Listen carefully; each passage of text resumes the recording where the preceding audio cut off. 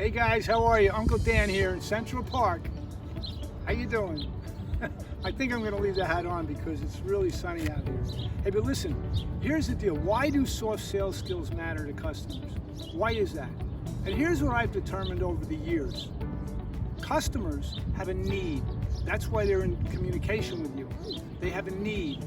They don't need product knowledge and all that kind of stuff, but what they need is for you to make a commitment to help them. That's key, and this has to do with soft sales skills. It has to do with soft sales skills. You know, if you can learn how to make a giant commitment to help people, that's a soft sales skill, right? That's what they want.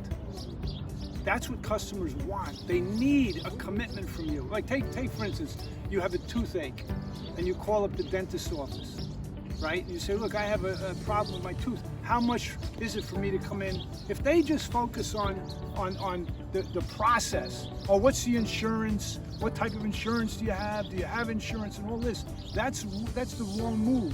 What they have to do is look you in the eye and tell you over the phone, anywhere in person, I can help you with that. I'm going to take care of you. You've called the right place. Dr. Schwartzman is board certified. He knows exactly how to do those types of treatments. We're going to take care of you. Before you get into talking about all the procedures and process, doctors' offices, insurance companies, auto repair and tire places, car dealers, most of them have it wrong. Most of them talk about the features and benefits and all that kind of stuff all day long, and the data and information and technical stuff. Wrong move. What you have to talk about if you want to be really, really, really effective as a salesperson, as a business person, you have to get in touch with the soft skills. You have to be able to make a commitment to help people, number one, and articulate that commitment. That's what it's all about.